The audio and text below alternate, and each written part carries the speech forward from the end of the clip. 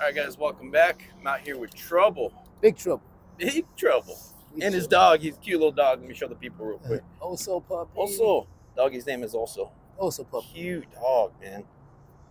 Kind of reminds me of my dog, Sadie. Yeah.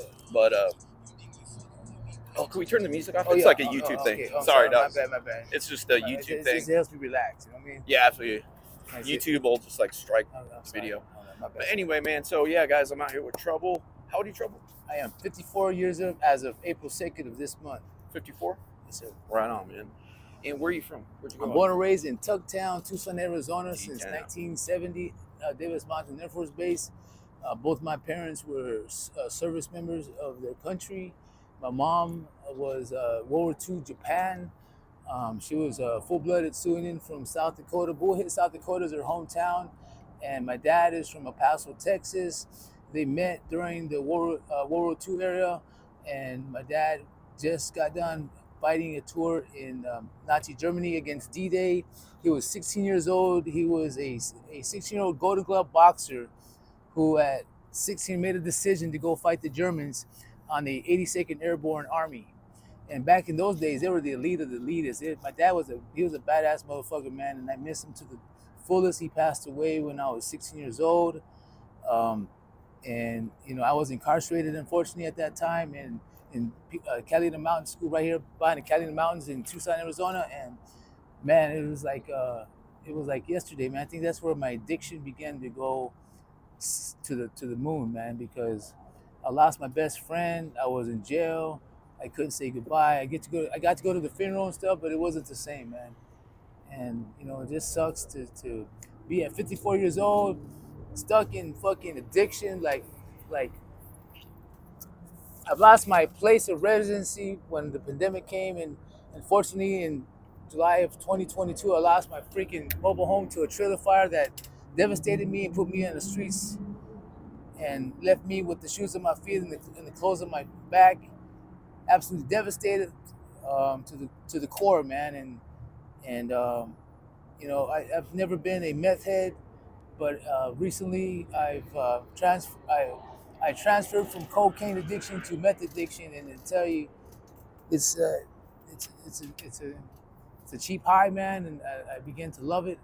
And I loved it more than having my own place to stay right now, man. And I've been on the streets since July of 2022. It hasn't been easy. My little puppy Oso, he's been with me for a year and 4 months now. He's my little champion mutt. He's Cocker Spaniel, Terrier, and Poodle. And he's a hell of a pup, and I love him to death. And me and him have grinded it on these streets for the last, well, like I said, since July 2022, and then also came along like about 6 months later, and me and him have been unstoppable. And you know, I've been selling dope in this city for practically since I was a kid, since the 80s, and I'm not proud of it, man. It's you know, I grew up in this town. I grew up in church. I went to the Door Church right here on Country Club in Irvington. I was a Bible fanatic when I was a kid growing up in Tucson, and unfortunately, you know, I took my eyes off of that and went on to other things, and you know, got to see you know, the other side of the fence. Both my parents, you know, they love their children.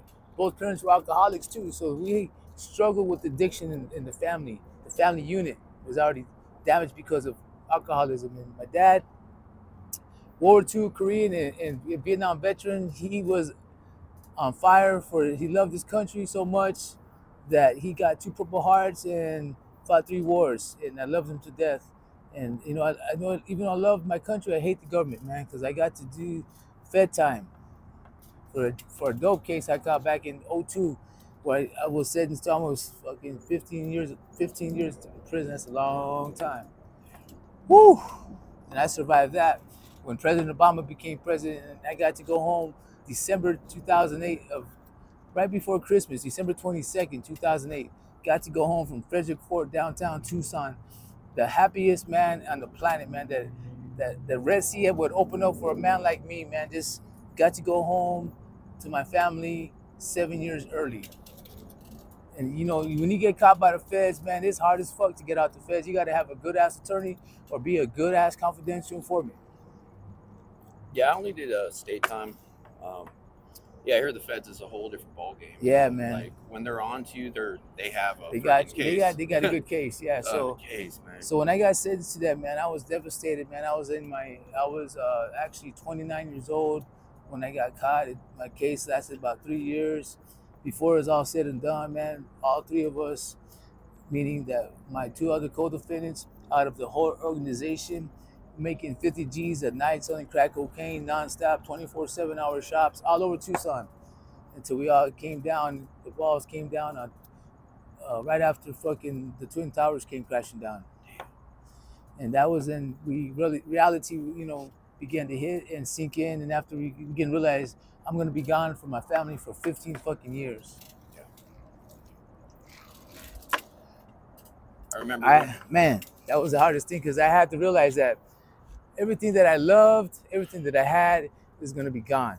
And that's just another thing of when you lose something in a fire that destroys everything. It's good to have a rest assured you have insurance and all that, but I didn't have insurance. The pandemic had put me out of school. I was at the U of A going to Pima College, taking dual classes to get to graduate sooner. And the pandemic, man, since I was in San Diego, man. As a matter of fact, when the pandemic hit, they said they had to close the beach because they couldn't have it open no more. And I was like, God damn, I was on spring break, bro. And I was like, I just could not believe that the state of California declared an emergency. The beaches had to close. Shut down. I was like, oh my God. Bro.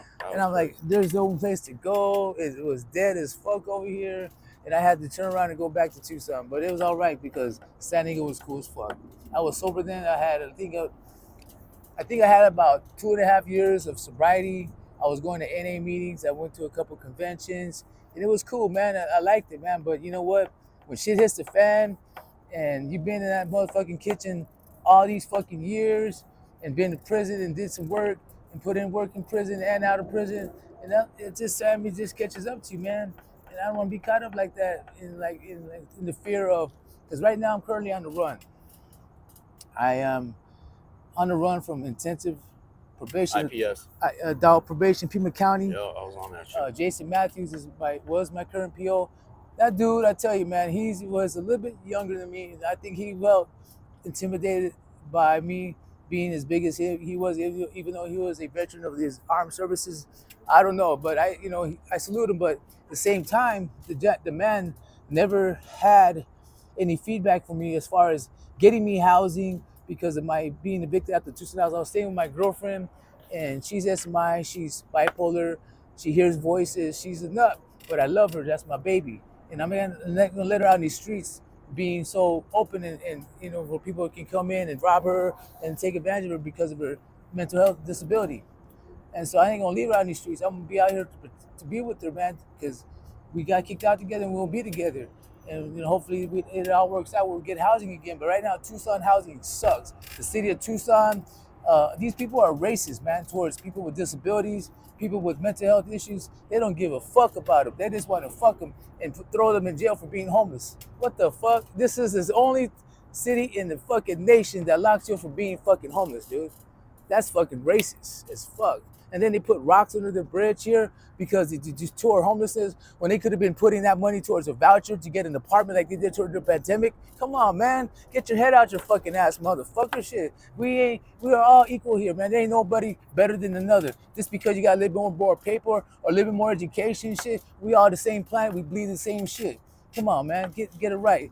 And these politicians and shit, all they do is talk shit, man. I don't vote for people like that. Honestly, because we lost all these fucking baseball teams. What happened to the baseball teams? They all disappeared. And Tucson, because of that, has taken some fucking hard hits financially. We could have, say, get those motherfuckers who let all these teams go to Phoenix. Take out the politicians out here and bring in some new people, man. People that with fresh starts and want to see Tucson change. Because I've been here all my life. It's getting kind of worse with all the shootings and killings going on. It's crazy out here in the streets, but you know what? When I stay in my lane and mind my own business, I stay what's up. I do what I do to survive. You know what I'm saying? I ain't gonna say, that I'm doing shady shit because I do side jobs. I have to because it keeps my mind right. I'll be out here in these streets sometimes staying up 3 or 4 days only to make money and keep the ball rolling because we got to eat too. Everyone's got to eat here. America, this is America. By my ancestors, I'm Native American. Lakota Sioux from Standing Rock Sioux Nation, where we had the pipeline demonstrations in 2016 and defeated the government to have no pipeline over the Missouri River, the water of life. I wasn't there, I was incarcerated. I was doing a state bid for retail theft. When retail theft charge barely came out and hit the streets. Doing cigarette licks, you know what I'm saying? Supporting the addiction, the crack addiction. I went to prison 4 times for crack. Really, that's the honest truth. No, non-violent, non-repetitive shit, but still they giving out time like fucking, they're stretching people out like plastic. Arizona, the only state in the union state that has 6 fucking felonies. Most states have 5, class 1, class 2, 3, 4, 5. Arizona has a class 6. I've never heard of that. Damn. It's to lock your ass up. It's a prison state, man. Every town has a prison here. Yep. And being so close to Mexico too, these people over here are like, I'm not gonna use a racial term, man, but I've seen it all, I've heard it all. There's a line that divides Tucson in the middle. It's Broadway. Everything north of Broadway is nice streets, nice parks. Everything south of Broadway is the straight ghetto. Come on, man, we all equal here again. What's the big deal, folks? I mean, nice to see Keno right there looking like the Spectrum a little bit. That's the hood right there. That's why we were born and raised. Western Hills, Public Gardens area. You know what I'm saying? That's my neighborhood. I've been there all my life. But after my mom passed, we sold the house because my brothers didn't care about it no more. They just wanted to get rid of it. But the people like me who lived there my natural life, where am I going to go when I got out of prison? You know what I'm saying? My brothers ain't going to be there for me.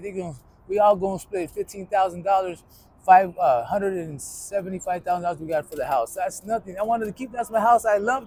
I grew up in that house, man. And then my brothers, because I'm being in prison, stole that shit from under my feet. That's the shit I have to go through with family members who've never been to prison and got arrested because they're good at 2 shoes. I'm the black sheep, the youngest of my parents. They had me in their old age, but hey, I was born for a reason. I got addicted to crack cocaine when I was a little boy. It took away that hurt that I felt when some foul shit happened to me when I was a kid. Growing up, got molested, and it devastated me, man. It made me feel weak and nasty and disgusting sometimes, man. But I'm learning to overcome, forgive, ask the good Lord to have mercy on the person who did it, that he won't repeat it to other people and make him hurt.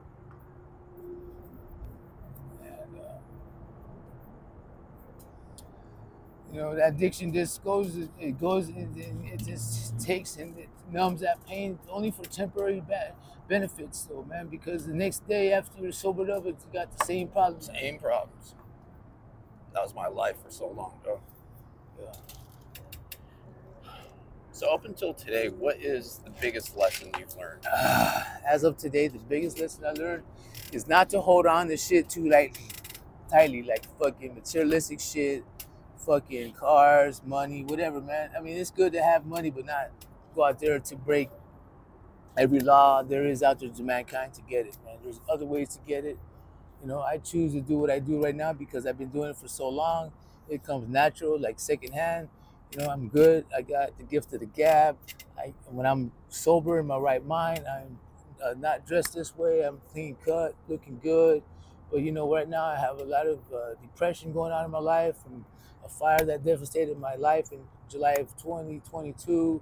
And after that, getting caught up downtown for racial profiling for a motherfucker waiting for the bus at the fucking damn bus stop in front of the Johnny Gibson's barbershop, just waiting for the motherfucking bus, and motherfucking popos pass by me. The dude smoking a bee next to me has a blanket over his head, and he sees that the cop passes by. I should have followed his lead, got up and bounced, but I didn't. I stood around, and I got caught up, and the beans and the G was wrapped around my neck, and I didn't have time to throw them when the cops came. So when they asked me to stand up to put my hands behind my back, I threw the fucking shits, and they went everywhere. But guess what? Racial profiling, man. How in the fuck they gonna know I got the shit on me unless there's someone snitching on me? How they gonna know that? And it's in the public place, man. Come on now. I'm just there to catch a fucking bus and get the fuck on. Racial profile. They had me beat. They beat the fuck out of me before they even put the handcuffs on me, man. And there's videos everywhere downtown. I don't know why someone didn't record that and put that on the news. That this man's getting his ass beat downtown for no fucking reason. You know what I'm saying? By four bicycle cops, or the names of Ashley, who is an old ass motherfucker white dude that needs to retire because he's fucking a crooked ass cop who tried to get me to open my fucking Apple iPhone 13 Max Pro. I just got that motherfucker not even 3 months earlier. They confiscated it, and to this day haven't got it back, even though they dismissed the Class 2 sales for pills. So yeah, man, I'm an IPS, man, for some bogus bullshit. I could have took it to trial and I won. I could have beat this shit, man. But you know what? They 25 to life was the first plea they brought me. The first thing I'm gonna say is take it to trial. Damn. Come on, man. They're trying to hang me, bro. I've been in this state all my life. All they do is hang out, motherfucker. They hang, double jeopardy. That shit is outlawed in other states, but in Arizona, is okay to get charged and do time for a crime that you did 20 years ago and then come back and do it again? Come on, man. That's unheard of, man. It's racist ass state bullshit, man. So as far as I'm sorry. Oh, you speak beautifully, dog. I can see you as like a NAAA sponsor, bro. Like I appreciate that. You have your passion. You're good with words. But two more questions. Yeah, no as far as like the housing situation, you mentioned it was like an arsonist. I'm gonna tell you something. Well, what's up with that? 85705 is the worst zip code in Tucson, Arizona right now because of all the fucking robberies, fucking murders, fucking knife attacks, fucking sexual assaults. Man, it's from Speedway in Maine all the way to Oracle and River. That whole entire section, from Campbell west and from fucking Oracle east. You know what I'm saying? It's insaturated with fucking fentanyl addiction. Fucking I'm not gonna say it, a lot because I've been on the streets since I was pretty much 12 years old, 1982. And the reason why I'm still on the streets today is because I love the streets. This is home.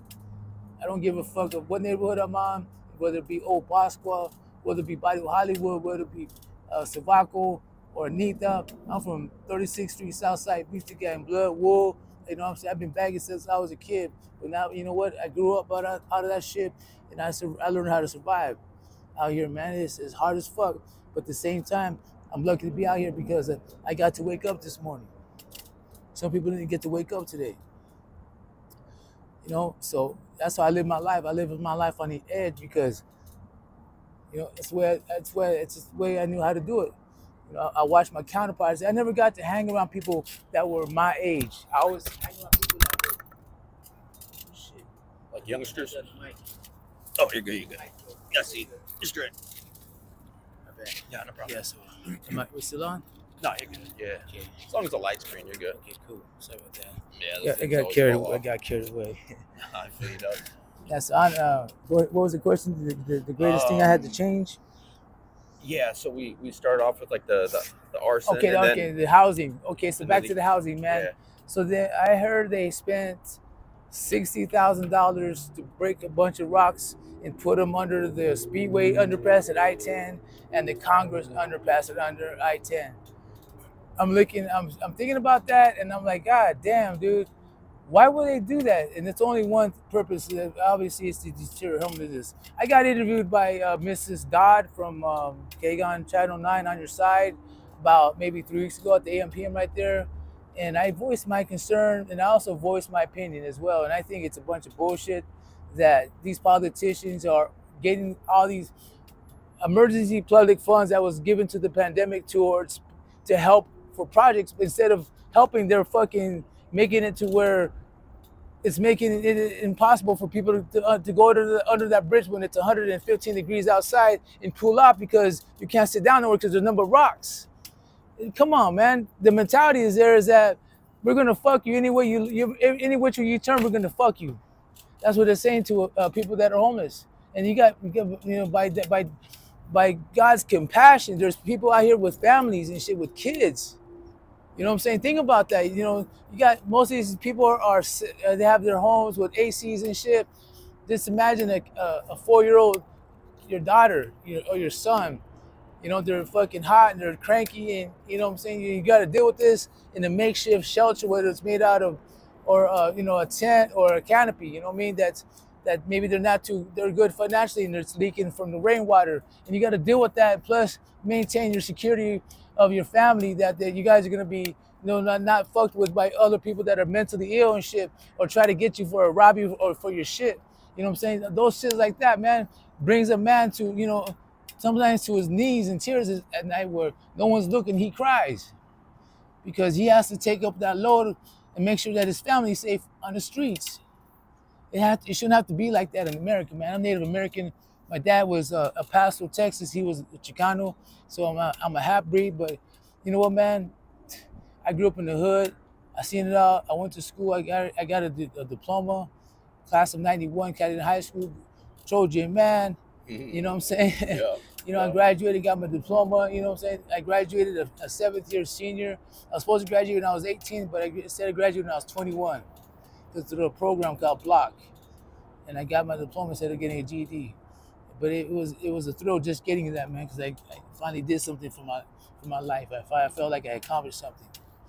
Then I got to go to college in Kansas, and in that same year, I went to Lawrence, Kansas, home of the Haskell Indian running rebels, running chiefs, I think they were called, to play football. But I didn't go to play football. I went there to get my education and try to move on to university. But you know, it backfired on me, man, and ended up coming back to Tucson in 1992, and I got a job working at the candy store as a bouncer because I was already working out. You know, I was looking good. You know, I was playing defensive nose tackle and shit, so I was pretty big.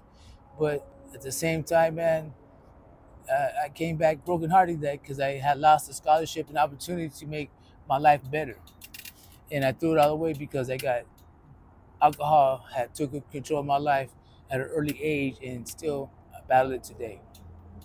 And you know, Jason Matthews, Pima County Adult Probation IPS, I did call you to let you know that I got evicted out of the Tucson house on October 22nd of last year, and I told you that what room number we had. The 2 constables came out to us, who my mentally girlfriend Amanda, who is SMI, bipolar, hears voices and talks to things that are not there, that I have to deal with as her friend, her boyfriend, and her future husband.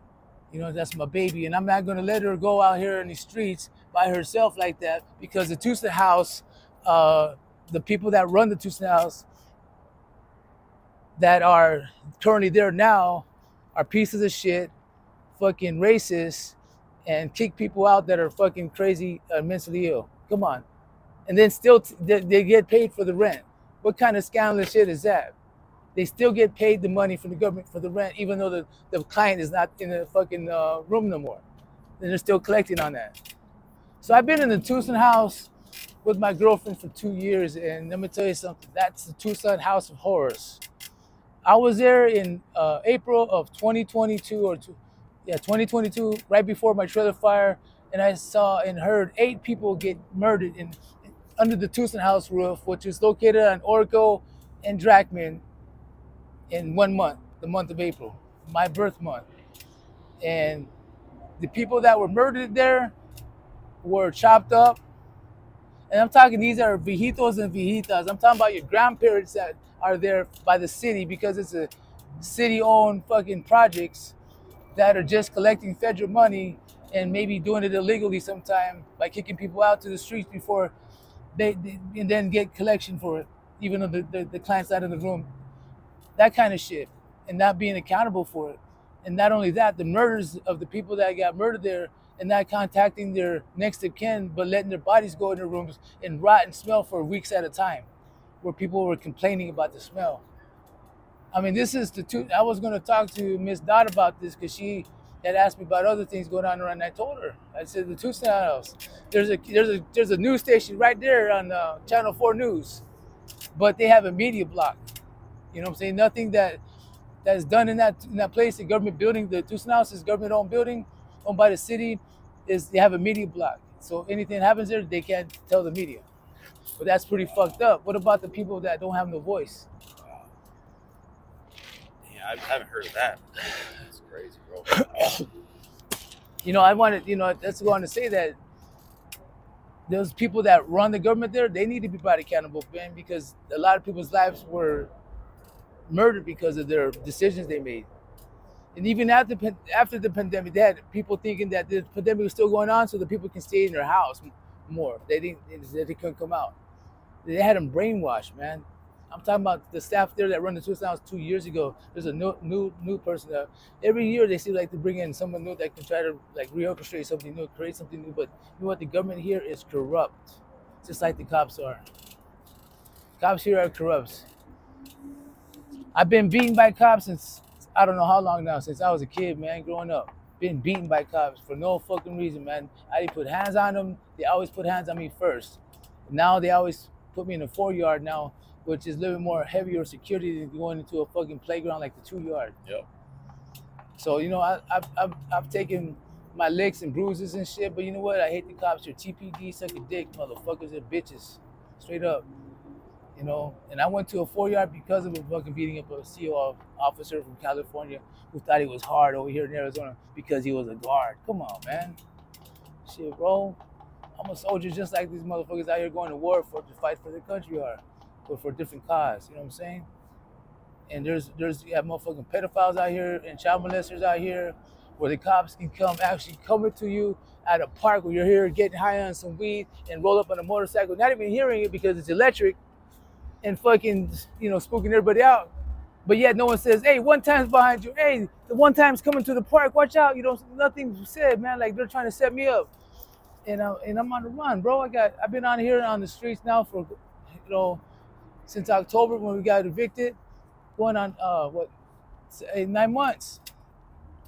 And it's been hard as fuck trying to survive, you know what I'm saying, going to an area of Tucson where if they see you camped out, they can go to the website and snitch on you because there's a place that you can snitch on people that have campsites. Come on, man. Give motherfuckers a break, man. People work, people have families, and these people are just not out there doing drugs and slumped out and shit. These people have jobs, man. They have like that because they're just the way it is right now, man. Times are tough. You know what I'm saying? But you know what? Americans shouldn't have to be in this type of position where they're giving all these people from other countries houses in different neighborhoods in Tucson, real nice houses in different, I mean, beautiful neighborhoods, man. Money for food and a nice car, man, from other countries, but yet can't even help a motherfucker like me who was born and raised here by a military family. You know what I'm saying? We weren't the greatest family in the world, but you know what? I had my mom and dad, and they loved me, and they loved us, they fed us, and they had shelter and love for us. But me being a hard-ass motherfucker growing up in the hood, being a drug addict at a young age, I didn't give a fuck.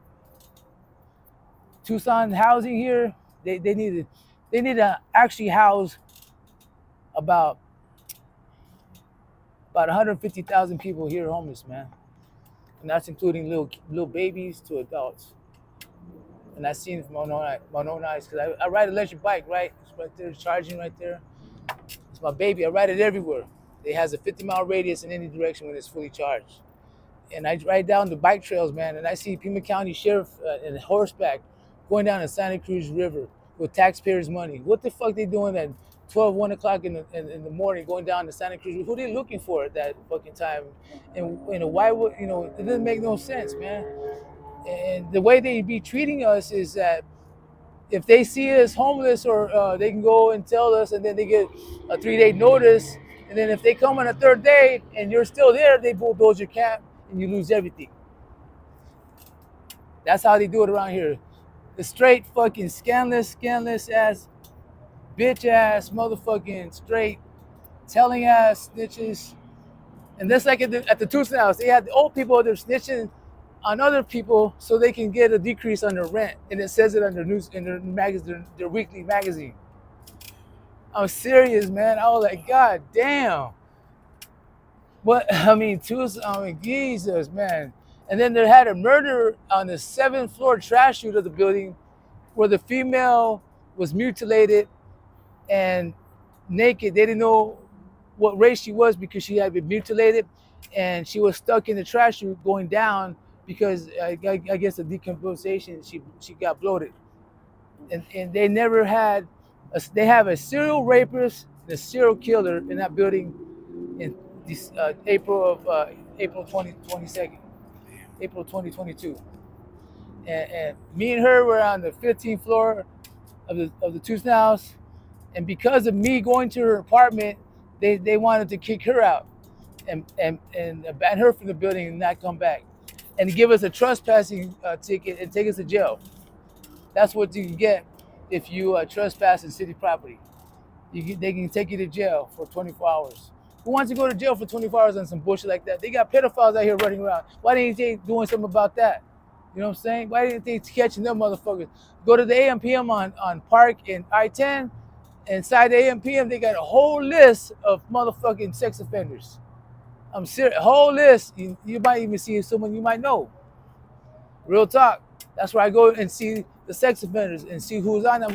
You could Google them online, but you know what? I'm not a good computer. You know, I'm not into the internet like all these. I've been incarcerated my adult life, most of my adult life, since the age of 15 to 54. Oh, actually, I take that back. I haven't been incarcerated yet, except when I caught my case downtown for racial profiling, and they try to give me 25 to life on the first plea. Yeah, so they're trying to stretch me out like plastic every time they get a chance because I'm what they call a career criminal, another label that the government gives to people like me who have been to prison or corrections their most adult life. But thank God I'm not fucking institutionalized. I could be, but I'm not.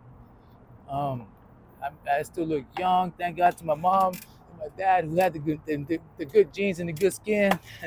You know what I'm saying? Thank God for practicing good hygiene, because if I didn't practice good hygiene, my girl will not be with me because I'll be stinking all the time and I don't want to be like that. So I practice good hygiene and try to take a shower at places I can go and shower at, churches, places like that would allow showers to go. But you know what? It's hard in these damn streets, man. It's fucking rough as fuck. Luckily, if I didn't open my mouth and meet you right now, and you offer me that money to do this interview, I don't know what I'd be thinking about. Probably doing some dumpster diving, straight up. You know what I'm saying? And I get tired of that shit. That shit gets old real quick. And I haven't dumpster dive in a minute. And my girlfriend taught me how to do that because she's been homeless a lot more than I have, and in different cities all over the country.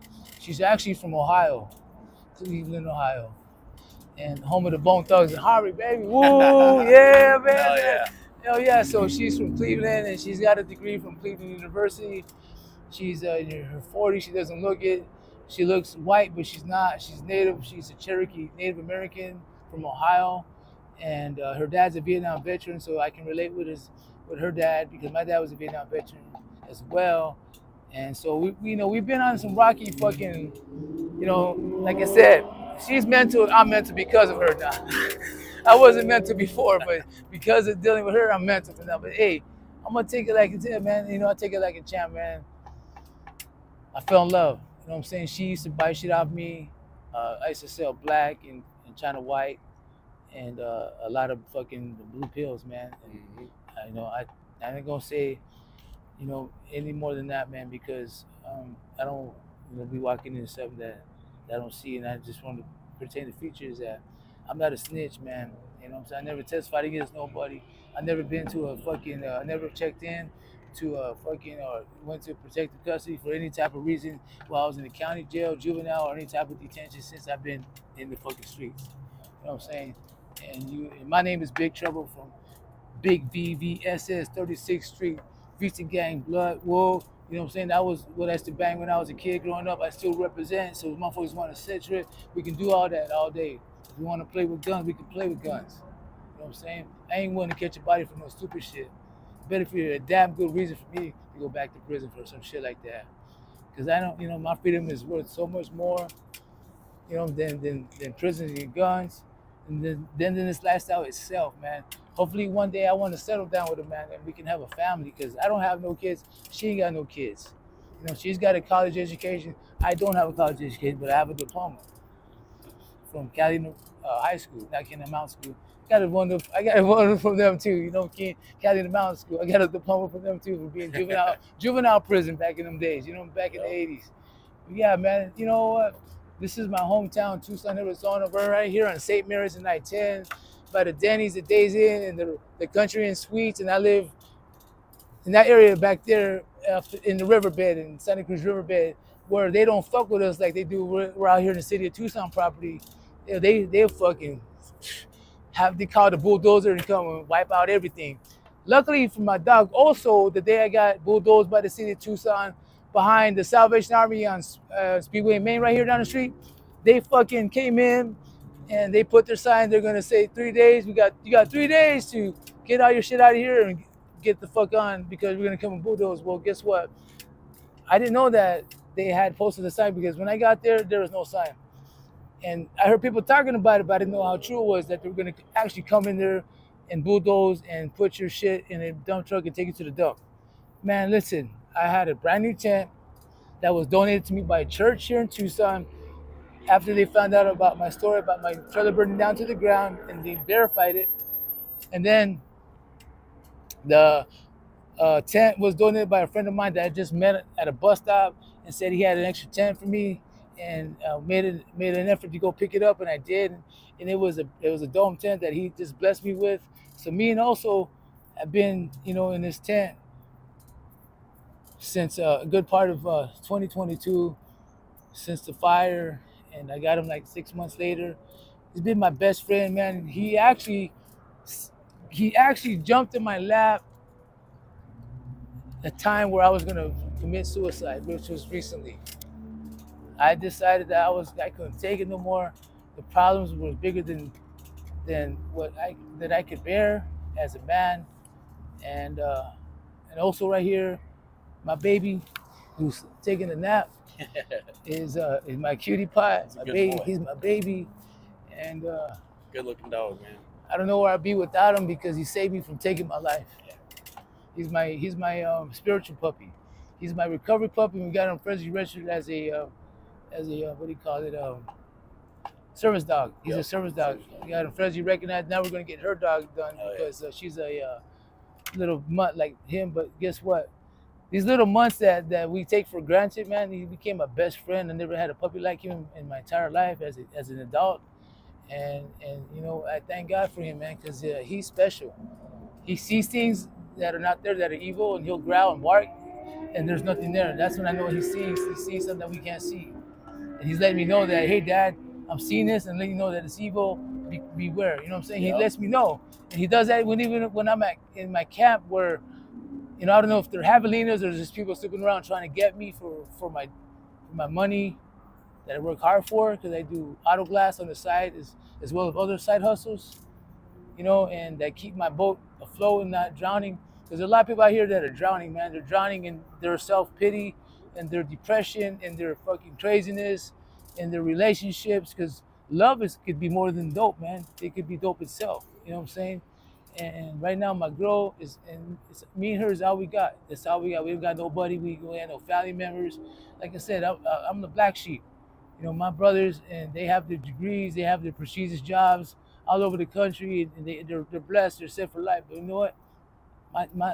Because of my molestation that happened when I was a kid, a baby growing up in the hood, that was touched by a stranger that my brothers knew, that was a family friend of the family. You know what I'm saying? All this stuff going on, and getting hurt in the background, and trying to put a patch over that with the use of alcohol and fucking pills and barbiturates, benzos, lorazepam, you know what I'm saying? Xanny bars, you call them, AKA. Yeah. It's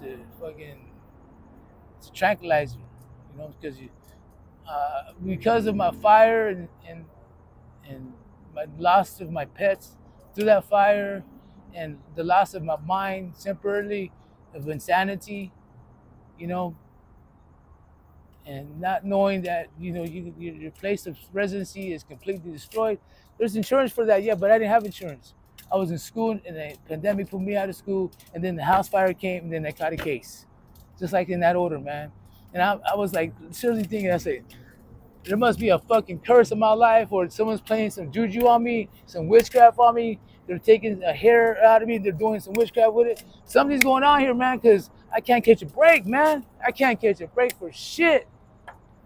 And I'm getting older, man. I'm gonna be on these streets all fucking old and played out and fucking looking like, you know, like a zombie. Fuck that. Man, come on. Now I have more self-respect than that, man. But when I was a crackhead, I did crackhead shit. I did licks to stay out of. I hate fucking being broke as a crackhead. No one wants to be broke as a dope fiend. Nobody.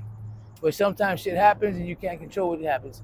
Like, one thing I know for sure is that I'm powerless over people. My girlfriend, she's a nut, but I love her, and I'm a nut, and she loves me. And that's how we're going to say that. And she'll probably defend that, you know, down in the interview, if you were to interview one day too, you know, and, you know, we got each other back. That's my girl. She got my back, I got her back. It ain't gonna let nothing happen to her, man. I put my life on that. You know what I'm saying? So it takes a whole lot out of you, man, to be on these streets and trying to survive and protect what you love, man.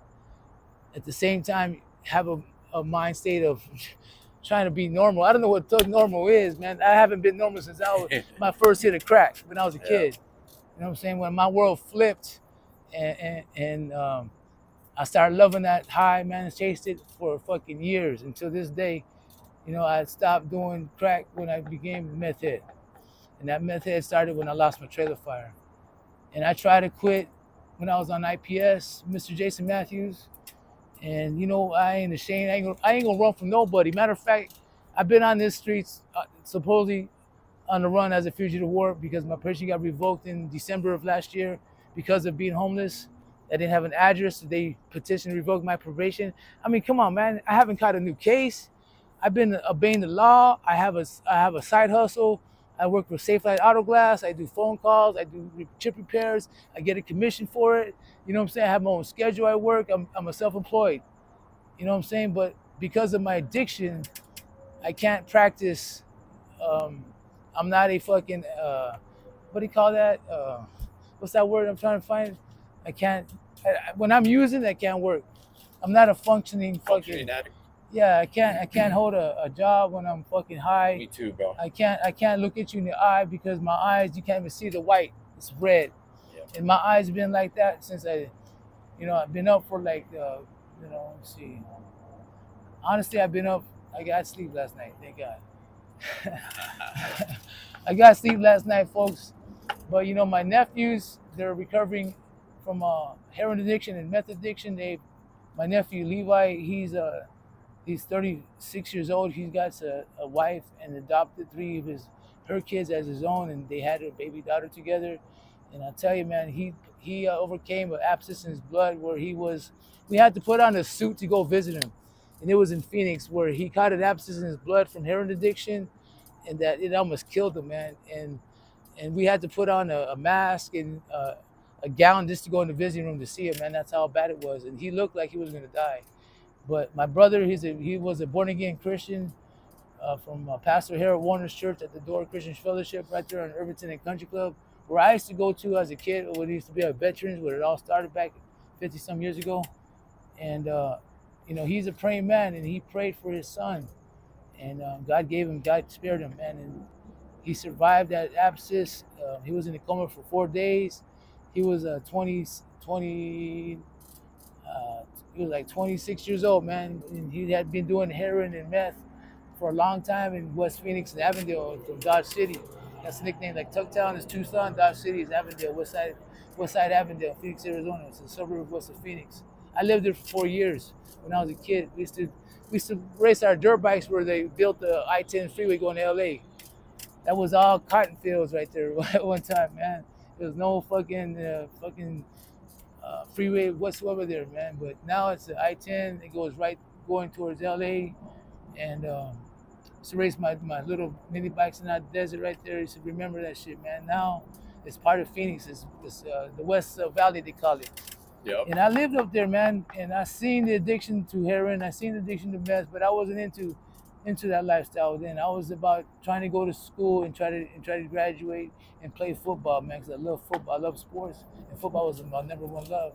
But because of addiction, because of being a motherfucking dope fiend, you know what I'm saying? Because of loving that Kriznik, that smoking that glass Dizzik, you know, got my focus away from the stuff I used to love. And that was working out, staying disciplined in my mind, and eating healthy. And if I would have kept to that routine, I would have been somewhere today, not here, not doing this interview. But you know what? Different strokes for different folks. It's not my time to go. And if it is, God bless America. I love my parents and my people, and I love everybody in this town. My love for the streets comes first. Love for my streets, I always will be first. But once I humble that and I give it a bow down and say I can't do it no more and I'm throwing in the towel, you know what I'm saying? That means it's gonna be with my girl. Me and my girl, we're gonna settle down and I'm gonna become her husband. She's gonna become my wife, and it's gonna be official. And I can't wait, you know what I'm saying? Because I've never been married. I've been incarcerated since I was 15 years old, man, and I'm 54 now. I got out of prison in 2018 from doing a retail theft for jumping over the counters and going cigarette licks. It was a badass fucking lick. We stayed with money. We had dope. We had all that shit, man. It lasted for months at a time because it was like that, man. That's the kind of licks I used to do. I used to walk in the stores and walk out. I didn't touch the clerks. I didn't say nothing. I just walk in. I don't give a fuck who's in the store, customers with that or which not. I'm going behind the counter. I'm grabbing all the top of brand cigarette cartons, and I'm walking out in a minute and 20 seconds. And if someone tries to chase me or fucking block me, I'm fucking you up. And that's the way it is. You know what I'm saying? Because there's still some real gangsters out here in this town. And you know what I'm saying? I'm trying not to be that person, but I will if I have to. My freedom depends on it. Because like I said, my freedom is worth more than gold, but yet there's some things that we do that are still fucking us up in our defective character. You know what I'm saying? That you know, I can't never be a cop because I'm not built like that. You know what I'm saying? This is the life I learned as a kid growing up, and these streets have taught me. You know what I'm saying? My love for the streets, if I lose it, it's like losing my life. I'd rather just be dead.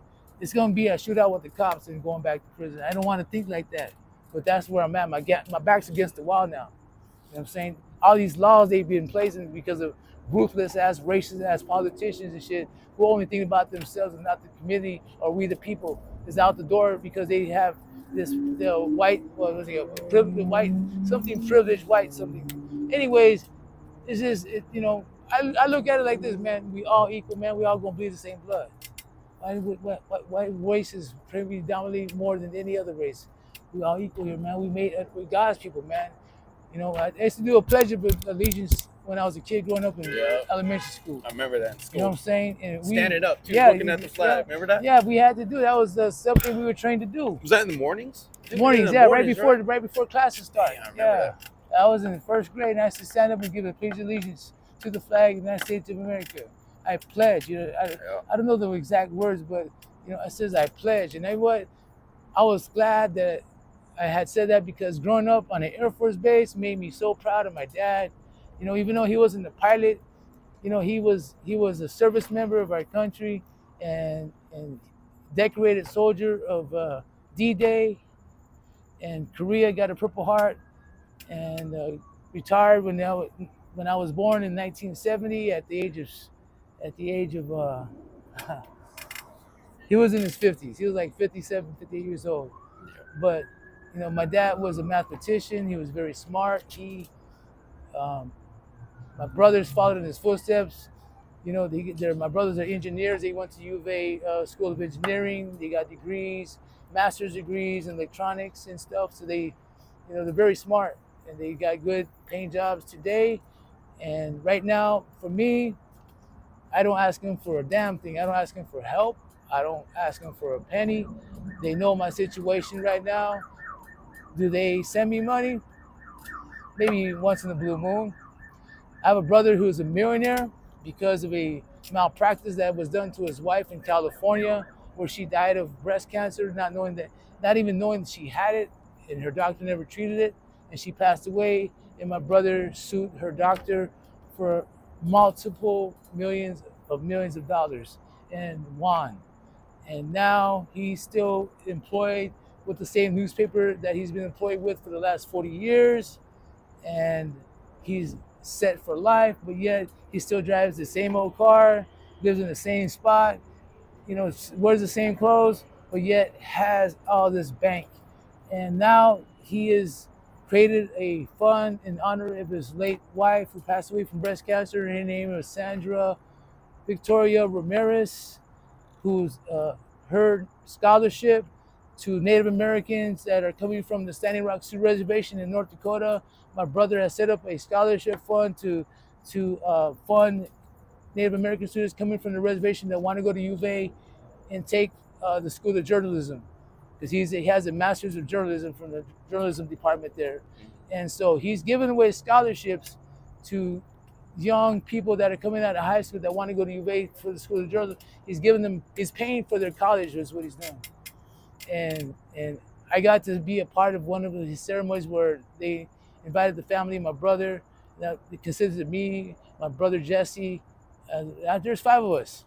I'm the youngest. And I'm the youngest of my parents. And my parents had me in their old age. My mom was 49 years old, and my dad was in his 50s already.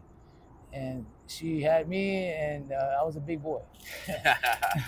But well, let's close out the video, bro. I don't want to keep you too long. No, man. No problem. Any message that you, however you want to close out your video. If any family or friends see this, you can talk to them. Yeah. Or I'm gonna talk. Let's anything do that. you want. Anything you All want. right. Thank you. Appreciate that. Absolutely, brother. Yeah. Well, just to conclude the rest of my story, man, I want to say thank you again for giving me the opportunity to do this interview, even though I'm currently high right now.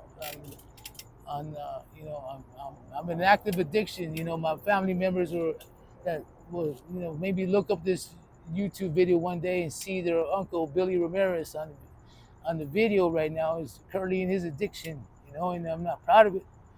You know, but gotta be a man and fess up, and you know, it takes a real Indian Native American man to stay sober and to live a life of respect and trust amongst neighbors that maybe were once despisers of your lifestyle of being a thug or being an addict. You know, and now it's time to change. And I know my change is coming soon because you know, they enacted something new called clearmywarrants.gov, where if you're currently on the run from IPS or probation, you can get reinstated back on probation, but you have to have an address and you have to be sober. And then in order to do that, I have to go to Gospel Rescue Mission and surrender my addiction to drugs and alcohol in order to become a better person. And that could be a blessing, dude. That's awesome. I know, that right? is awesome. So right now, just considering that to be done, because I'd rather be sober than out here on these streets, man, because I want to live longer. If I stay on these streets, I may not live too long. And that's the way it is, you know, and I want to change that. So I'm just saying to you guys, family, that I love you, and keep praying for me, and I will pray for you.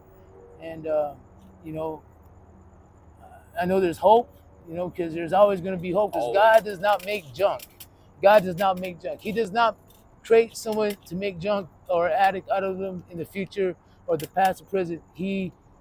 Life is a gift, and we can't live it for granted, because we don't know when it could be our last. And I tell you right now, I give my declaration that Jesus is coming soon. You know, I'm not a fanatic, but I know, you know, the signs of times are here, and we have to make a decision which way to go, and I choose to go the good way. I go to my AA meetings, my NA meetings, and try to live that sober life. You know why? It's worth it, man. Because, like I said, if I die, I want to die in peace. I don't want to die with holding no resentments or grudges against anybody, man, because it ain't worth it. It's poison. You know, I just want to say peace out. Love you, Tucson. Southside, whoa. Thank you for everything. God bless you all, man. Be safe. Thank you, Trouble. Yep. Thank you, man. Appreciate you. Good talking to you. Yep.